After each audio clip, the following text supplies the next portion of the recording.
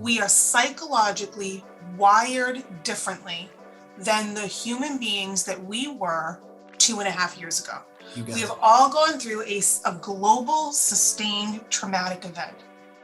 It alters the physical person that you are. Priorities change for organizations to assume that their workforce is simply going to go back 5 days and pump out for 6 or 8 hours a day after a 1 to 2, 3 hour commute. It literally doesn't make any sense to me because we are not literally the same human beings we were 2.5 years ago.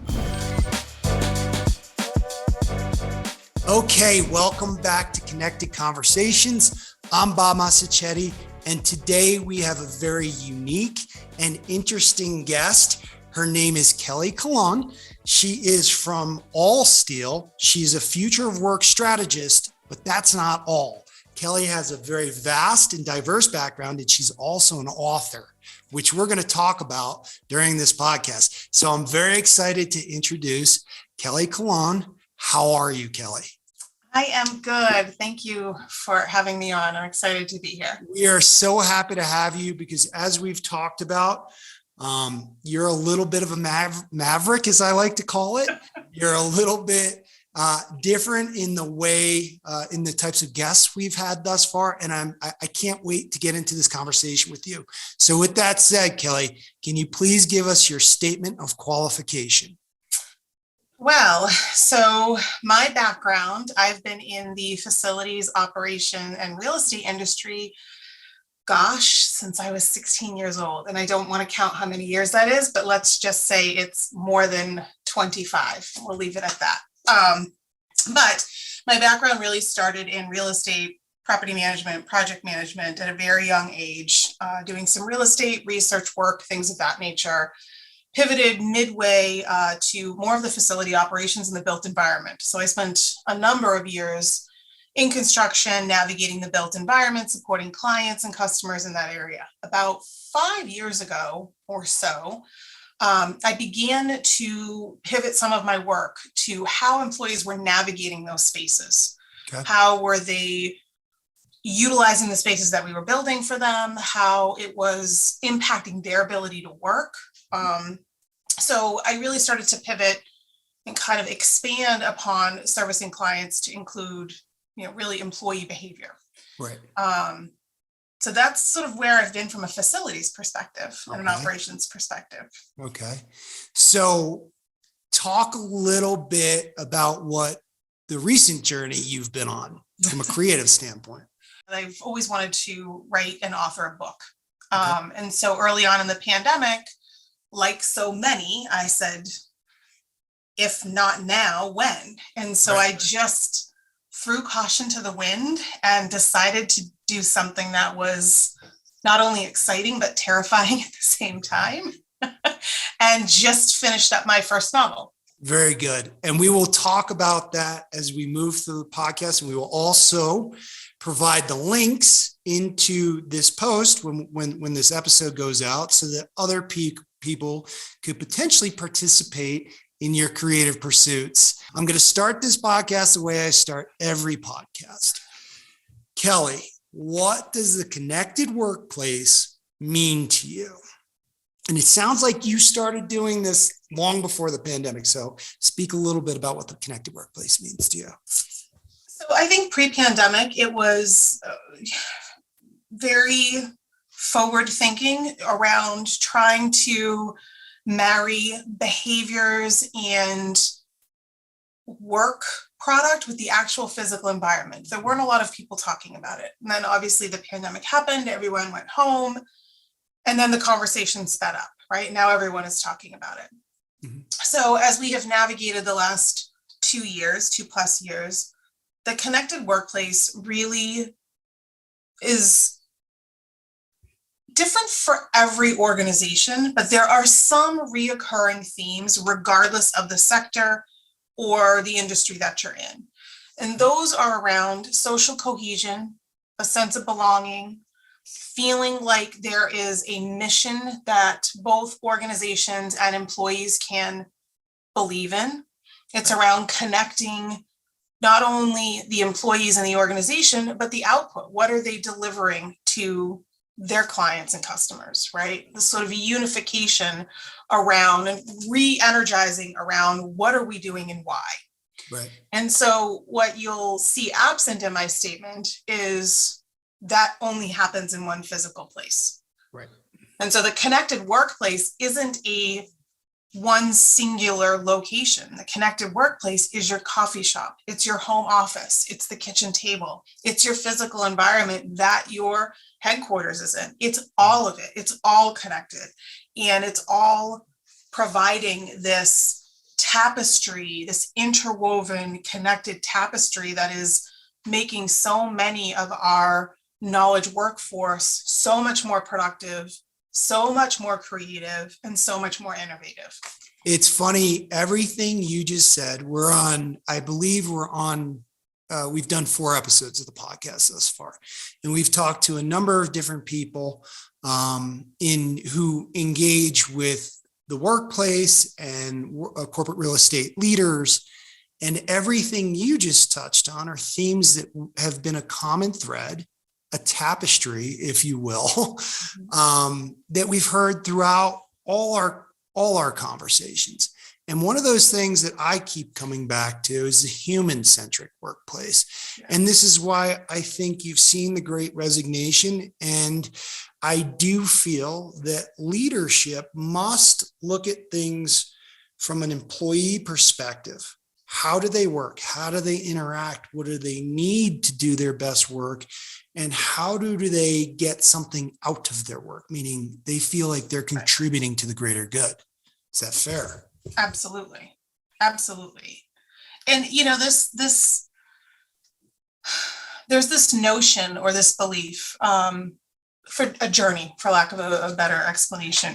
We've all had this moment of awareness. This, oh my goodness, this thing has happened, right? We're all aware that the world is different now. Right. And then the next step along that journey is really around acceptance, right? And I think this is where a lot of people get stuck right now. We're accepting that this is what has happened. Mm-hmm. We have this pandemic, the workforce has pivoted. We've had to find new, innovative, and creative ways to get done what used to be done in typically a singular location, right? And so we're still trying to navigate from this awareness to this acceptance. Once we get to acceptance, the next step and the next leap is, I think, a lot of where I spend much of my time with clients and customers. And that's around ownership. And that's around taking what we acknowledge, what we know to be true, accepting what those truths are. We are not going back to the way that we once were. Yeah. And so once that acceptance happens, it's navigating, building, creating, and crafting. What does that next new normal look like? What does that look like for our employees? What does that look like for our customers and clients? What does that look like for our workplace? Right? And so depending on who you talk to, that everyone is on different facets of that journey. Right. And so where they are, you have to meet them where they are, right? You have to have the conversation and meet them where they are, but help them understand that this is a journey, and getting stuck in any one of those places along the journey isn't going to solve the equation. Right. So now I'm not looking for you to jump in your DeLorean and go back to the future or anything like that. But the question I'm going to ask you is, as we go on this journey moving forward, and I love what you said about, we got to meet people where they are, right? You can't look back and you can't look too forward. I'm going to say that. But what do you think? I'm not going to hold you to this 5 years from now, but looking forward, what are some of those things that need to be contemplated that are very, very real? Well, I will say this much before I get into that. I think one of the things that we have to recognize and sort of be aware and accept is that this is not only a difficult and challenging time, it is also an incredibly exciting time. It's an opportunity. It's an opportunity. It is a tremendous, eye-opening pivot point in industry that we have not had, by and large, since the Industrial Revolution. Right. I mean, if you ponder that for just a second, when we have this conversation 5 years ago, 5 years from now, can you even imagine what we will know? I mean, it's just from a social science perspective, such an incredible opportunity to learn and grow and try and fail and try and succeed that we've really not had the opportunity in modern day history to be able to do. Kelly, you gave me goosebumps. You gave me goosebumps with what you just said, because I'm going to distill it down. What I heard from what you just said in response to my question is, moving forward, we have to be willing to try and fail, and that there's no set blueprint for moving into the future of work, the future of social interactions. But really what you said about the industrial revolution and this being an opportunity is really inspiring. It's very inspiring. It's really inspiring to me, because I think back, I started as a space planner, and now I was called a facility planner.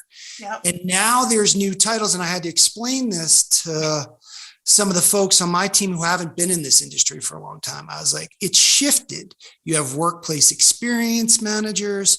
It's all about the workplace employee engagement managers, and the workplace, the physical footprint, corporate real estate, the world that I've been in, that you've been in, lends itself to that, to where you retain and attract talent by the environment that you put out there. But I guess what I was trying to get to was, in my day, it was, you get a cube, you get a phone, and you get a PC, a big old clunky PC with one of those big CRT monitors plopped up on some type of stand. And that was what I needed to do as a facility planner. And then from time to time, departments would move and I would have to shuffle them around.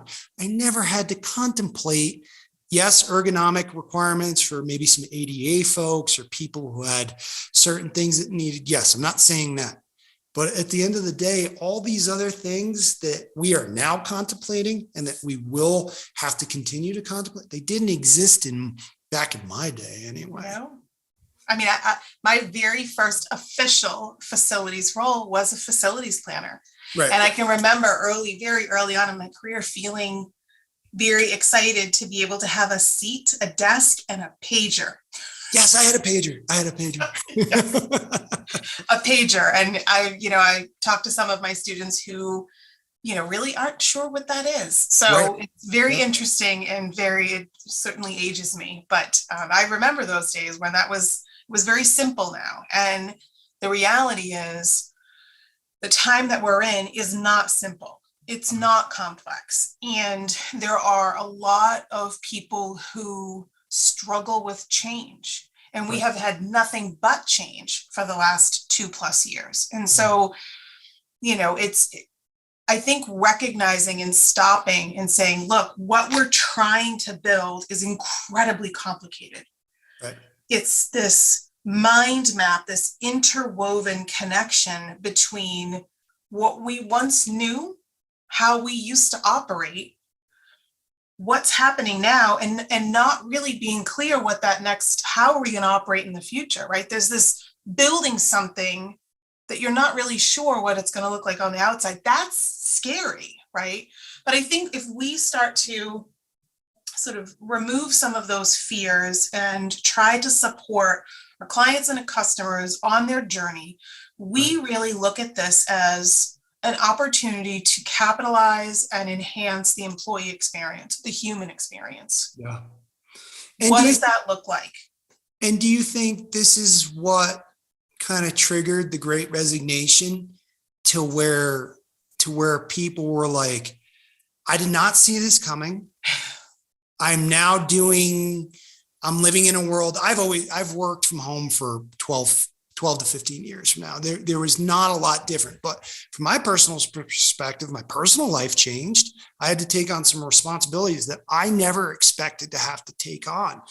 So do you think that people then took a step back, reevaluated and said, this just isn't working for me because I'm not getting what I need out of this to deal with the hand, and this is a quote from you in one of our earlier conversations, I'm not getting what I need out of this workplace experience or what's going on with this organization I'm a part of that helps me deal with the hand that I've just been dealt over these past 2 years?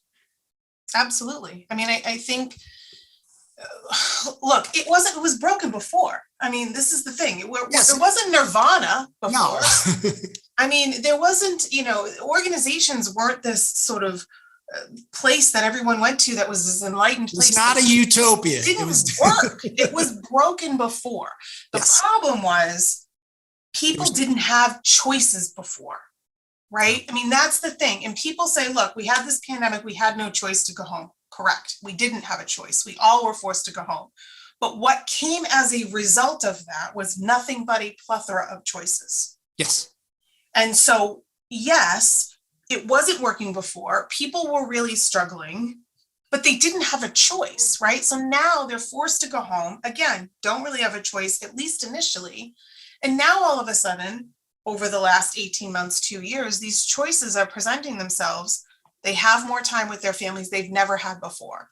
They're able to travel and spend time with loved ones that they hadn't been able to see. Care for aging parents and families like myself, decide they're going to, have this creative endeavor that they've always wanted to do. And now they have the time to do it, right? So you have this now enlightened, for lack of a better word, workforce that says, whoa, wait a second. This wasn't working before. There's still pieces of this that aren't working, right? I don't love being at home. I don't love working at my kitchen table. I want to be able to have choice and autonomy. Right. But my employer, my organization isn't giving me a roadmap. They didn't work well before. Now they're saying, we don't really know what's happening. We don't know what we're going to be doing. You should come back to the office 2, 3, 5 days. I mean, we've seen case studies out there where people either buy a carrot or a stick, forcing people back. Right. And I think it really contributed to people realigning their lives and making some strategic decisions personally and professionally to align in a way that made sense for them, because they had the choice to be able to do that. And they didn't have that choice pre-pandemic. Yeah. So I'm going to give you an example in my own personal life. I grew up in New York, and my first job out of college, I was essentially a space planner, move coordinator. I worked in New York City for a financial company, moving the traders around. The traders are the back office folks around. It was very, at times, fast paced. It was I got yelled at a lot. I took a train to work every day. I took a train into Grand Central. I went right across the street into 150 East 42nd Street, walked right into my building, sat down at my desk and did my job in that environment. Right. Very fast paced, very dealing with, a culture that was very aggressive, if you will. And then after 2 years being, kind of younger in my life, in my career, I visited San Diego, California. And I said, well, this is a lot nicer than New York City. And I was like, I'm going to go move here. And I did that. When I got to California, I got a job as a space planner, much bigger project. And I started to work the project. People were like, what's going on with you? What's your deal? And I was like, what do you mean, what's my deal? We got stuff to do. What's going on? They were way more laid back, easygoing. They had a different communication style. My point to all this, I didn't realize the way I was until I took myself out of that context. And then all of a sudden I learned all these things about me in some ways that were good. They needed a guy from New York who was very detail oriented, because they weren't detail oriented at this company, put the pieces in place and executed on the vision, which was moving an entire company into a new headquarters. Without that type of personality, I don't think, whether it was me or somebody else, without that type of personality, that we got to do this by this day, and this has got to happen first, and then they didn't contemplate a lot of things that were kind of a head scratcher. But at the end of the day, I learned some other things about myself where I needed to relax. I couldn't be that direct and aggressive with people in California. They weren't going to scream at me the way the people in New York City were going to scream at me.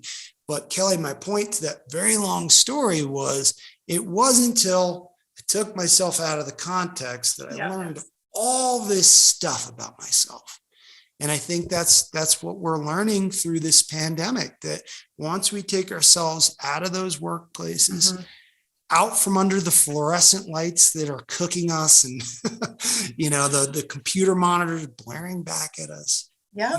you don't know. And I think we learned a lot over I these mean, that last. Pandora's box was there. It was sitting on the counter. It's been on the Yes. counter. It was on the executive's desk, Yep. right? And they didn't want you to open it. Now, Yeah. all of a sudden, the pandemic's like, sorry, we're going to open this Pandora's box. And now you can't really put it back in, right? You Nope. cannot go back to the confines of before and somehow magically make that fit today. We are psychologically, as a human race, we are psychologically wired differently than the human beings that we were 2.5 years ago. We have all gone through a global sustained traumatic event.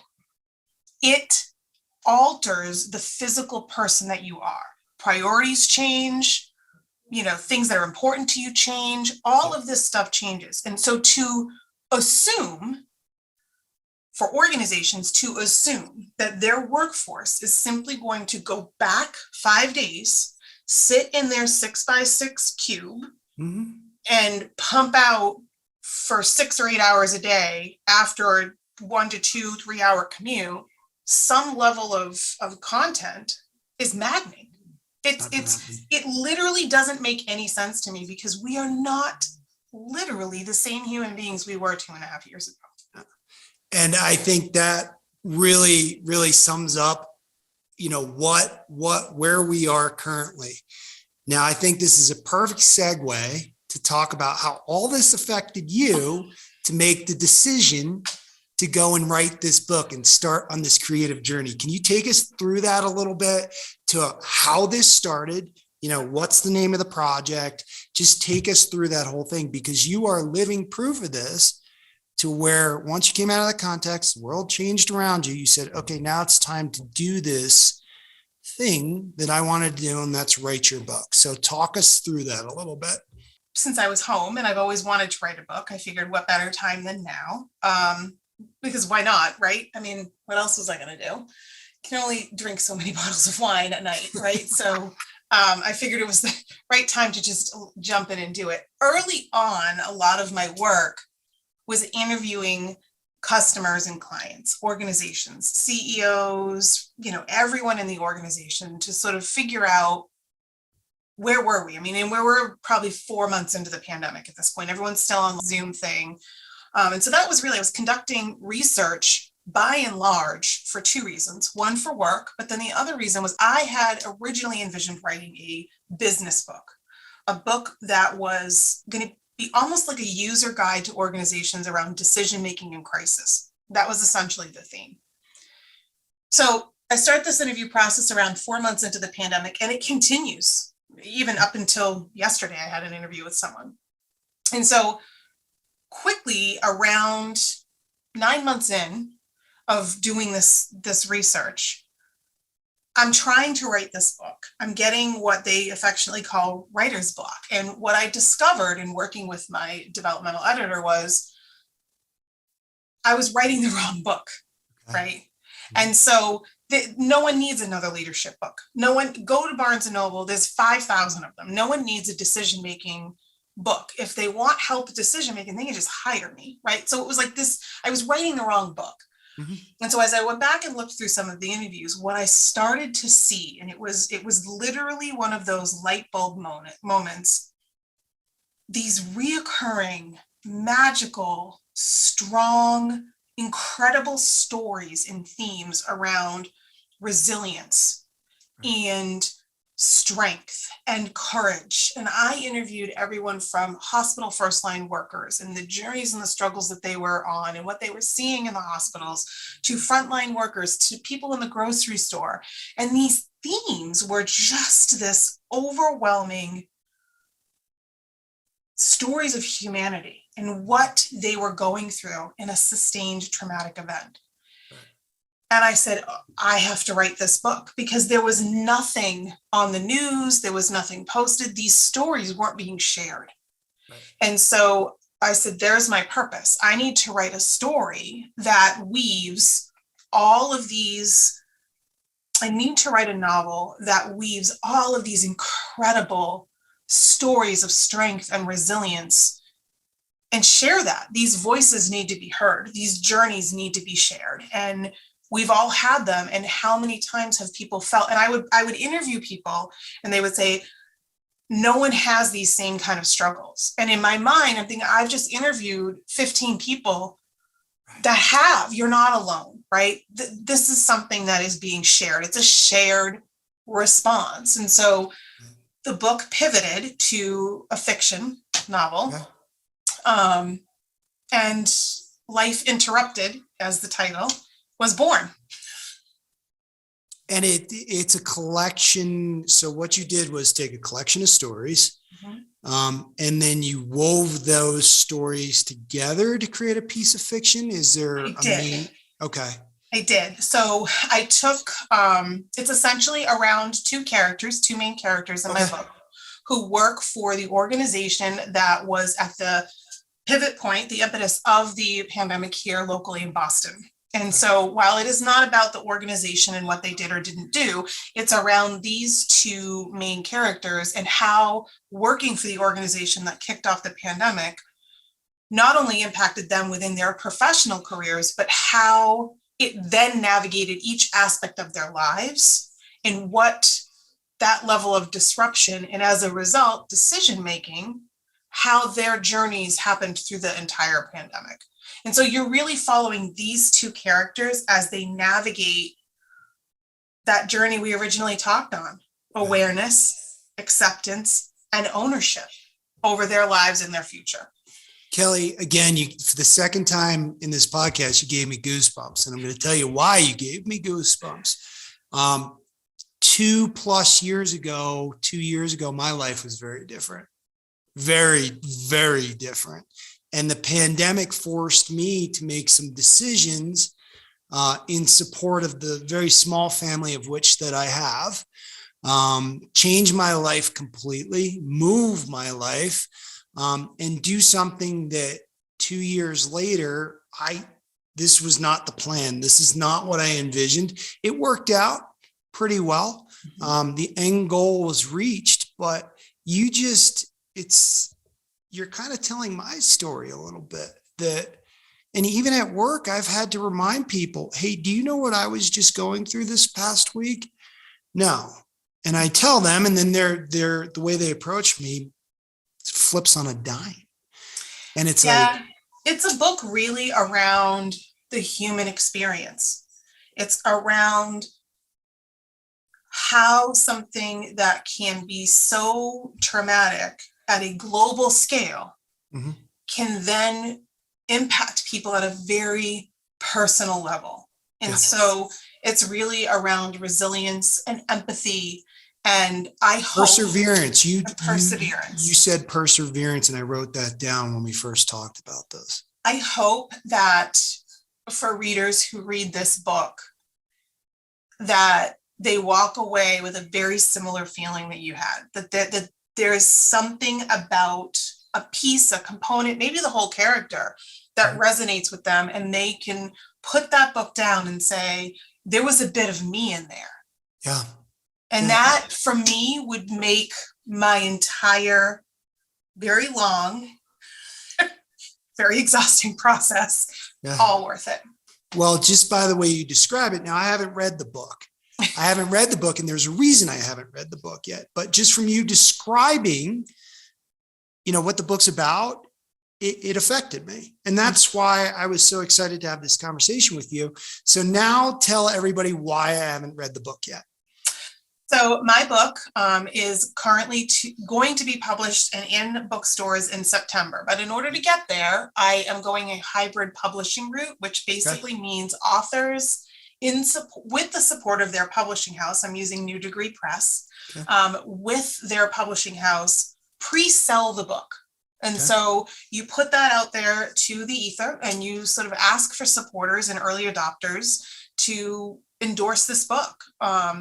And then once you get to a certain level of pre-sale, you then migrate forward to what will become the next step in my journey to getting that on the bookshelves in September. Right. Well, what we're going to do, Kelly, everybody watching this podcast, we're going to drop the link in the comment section to Kelly's, what's the best word for this? Crowdfunding? Yes, it's similar to like a Kickstarter crowdfunding type of campaign. We're going to drop that link into the comment section. So those who were touched in the way that I've been touched by this interview, and I've been touched by meeting Kelly, can support Kelly's creative journey. How far along are you? Can you give us a quick update? My novel the first draft is finished. Okay. It is been reviewed by an acquiring editor. I have feedback and I begin the revision process, which is basically rewriting and taking editors' feedback May 1st. And then how far along are we on the crowdfunding piece of it? So right now, as of yesterday, we were just about 60% funded. Let's go. We got to help Kelly. I want everybody who hears this, we got to help Kelly get the rest of that 40% the way there. This is going to be a good place to wrap this up. Kelly, again, when I introduced this, I described you as a maverick. I will stick to that. I think you're a very thoughtful person. I think you're a very emotionally intelligent person. And if I was fortunate enough to be a college student, I would happily sign up to take your courses, because I've enjoyed the last 45 minutes of hearing you speak on these topics. And I am very, very grateful that you took the opportunity and the time out of your day to speak with me on a vast number of topics. And I really appreciate your time, your knowledge, and your experience. Thank you. Honestly, the pleasure and the honor is all mine. Thank you very much. That's Connected Conversations. I'm Bob Masichetti. That's Kelly Colón. We thank you very much for joining us for this 45 minutes. And I hope you take the time to look into Kelly's creative pursuit. Again, the link is down in the comment section. Please tap in there and help Kelly reach that additional 40% she needs to get her creative passion out there to the world, because I think she has a lot of great insight to share. So with that, this is Connected Conversations. I'm Bob Masichetti. Thank you very much.